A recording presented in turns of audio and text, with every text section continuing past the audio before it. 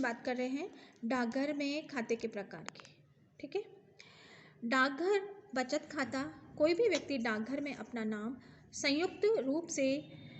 संयुक्त नाम से कम पैसे में खाता खुलवा सकता है। ठीक है, बचत खाते में सप्ताह में कभी भी पैसे जमा करा सकते हैं, लेकिन 2 बार से ही निकाल सकते हैं। खाते में जमा पैसा पर डाक बैंक से अधिक ब्याज देता है। डाकघर मासिक आय योजना, इस योजना में व्यक्ति प्रति माह निश्चित धनराशि जमा करनी पड़ती है।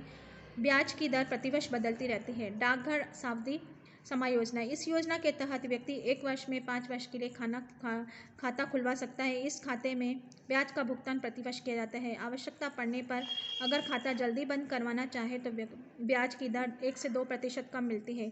जमा राशि खाता धारक को मिल जाती है। डाकघर आवर्ती जमा योजना, इस खाते को खोलने के लिए एक निश्चित राशि नियमित अंतराल पर जमा करानी पड़ती है तथा 5 वर्ष पूर्ण होने पर 7 से 8% ब्याज के साथ पैसा वापस मिल जाता है। राष्ट्रीय बचत पत्र, यह योजना अल्प बचत को प्रोत्साहन देने के लिए चलाई गई है। यह डाकघर की महत्वपूर्ण योजना है। व्यक्ति अपनी इच्छानुसार राशि का निवेश करके बचत पत्र खरीद सकता है। इसमें डाकघर द्वारा एक सर्टिफिकेट दिया जाता है। 6 वर्ष बाद सर्टिफिकेट दिखाकर व्यक्ति डाकघर से ब्याज सहित पैसा वापस प्राप्त कर सकता है। राष्ट्रीय बचत पत्र पर विस्तृत जानकारी दी जाती है। इसमें व्यक्ति उसी डाकघर से पैसा वापस ले सकता है जिसमें उसने सर्टिफिकेट खरीदा था। किसान विकास पत्र, यह भी राष्ट्रीय बचत पत्र जैसी ही योजना है जिसमें पोस्टमास्टर को एक फॉर्म भरकर देना पड़ता है। जांच के बाद विकास पत्र जारी हो जाता है। इसमें 8.5% वर्ष बाद जमा की दुगनी को प्राप्त हो जाता है। भुगतान निश्चित अवधि में होता है। लेकिन बच्चों, अभी सभी जगह ब्याज बहुत ही कम जा रहा है।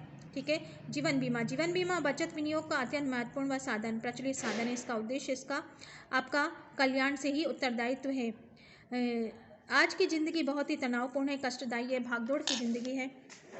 कब किसके साथ कौन सी दुर्घटना घट जाए मुश्किल है, परंतु संकट के समय जीवन बीमा व्यक्ति के जीवन के लिए उज्ज्वलता लाता है, परिवार को आर्थिक सुरक्षा प्रदान करता है। जीवन बीमा भारत सरकार द्वारा राष्ट्रीयकृत है। इसकी स्थापना सन 1956 में की गई थी। राष्ट्रीय जीवन बीमा कंपनी आज हर वर्ग के लिए कई योजनाएं चला रही है। यह निश्चित भविष्य में सुरक्षित भी योजना है। यह एक सुनिश्चित योजना है। यह एकमात्र ऐसी संस्था है जो सुरक्षा देकर जोखिम कम करता है। जीवन बीमा में आकस्मिक दुर्घटना होने पर बीमाधारक को असमय मृत्यु होने पर द्वारा बीमित धन की राशि उत्तराधिकारी को मिल जाती है। बीमा धारक की मृत्यु होने के आगामी कुछ किस्त चुका देने के पर भी धन बोनस या सहित आश्रित परिवारों को दे दिया जाता है। जीवन बीमा से व्यक्ति आर्थिक रूप से सुरक्षित रहता है। आवश्यकता पड़ने पर जमा राशि 75% ऋण लिया जा सकता है। आयकर में छूट मिलती है। अल्प बचत को प्रोत्साहन मिलता है। जीवन बीमा कराते समय कुछ शर्तें होती है, जैसे व्यक्ति की शारीरिक मानसिक रूप से स्वस्थ होना चाहिए, वंशानुगत रोग नहीं होना चाहिए। बीमा कंपनी द्वारा बीमा योजना समय अवधि की राशि निश्चित रहती है। इसमें व्यक्ति 3 माह, 6 माह, 1 वर्ष के लिए प्रीमियम का भुगतान कर सकता है। इस अवधि तक रहती है।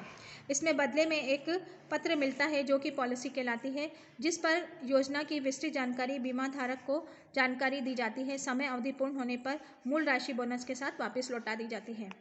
जीवन बीमा के प्रकार, आजीवन जीवन बीमा, इस योजना में व्यक्ति जीवन भर प्रीमियम भरता है और उसके मरने पर उत्तराधिकारी को सारा पैसा मिल जाता है। जीवन धारक स्वयं इस योजना का लाभ नहीं उठा सकता। बंदोबस्ती योजना, यह योजना निश्चित समय के लिए की जाती है। समय पूर्ण होने पर पैसा वापस मिलता है और अगर बीच में ही बीमा धारक की मृत्यु हो जाए तो पूरा पैसा समय पूरे से पूर्व उत्तराधिकारी को मिल जाता है। जीवन बीमा की योजनाओं में समय के अनुसार फेरबदल होता है। आजकल योजनाएं जीवन आनंद पेंशन योजना, जीवन सुरभि, बच्चों एवं प्रौढ़ों के लिए पॉलिसी, गृह लक्ष्मी इत्यादि चल रही है। आजकल चिकित्सा बीमा के लिए बहुत प्रचलित है, जिसमें व्यक्ति को बीमार पड़ने पर सारा खर्च बीमा कंपनी द्वारा उठाया जाता है। यूनिट ट्रस्ट ऑफ इंडिया, इसकी स्थापना भारत सरकार के द्वारा 1964 में की गई थी, जिसमें लोगों की बचत को उद्योगों में निवेश किया जाता है। प्राप्त लाभांश 90% भाग विनियोगकर्ताओं को बांट दिया जाता है। इस योजना में यूनिट 10 रुपये का होता है। एक व्यक्ति का कम से कम 10 यूनिट खरीदने की आवश्यकता है। पोस्ट ऑफिस, बैंक एजेंट, कहीं से भी ये खरीदे जा सकते हैं। इसकी आय आयकर से मुक्त रहती है।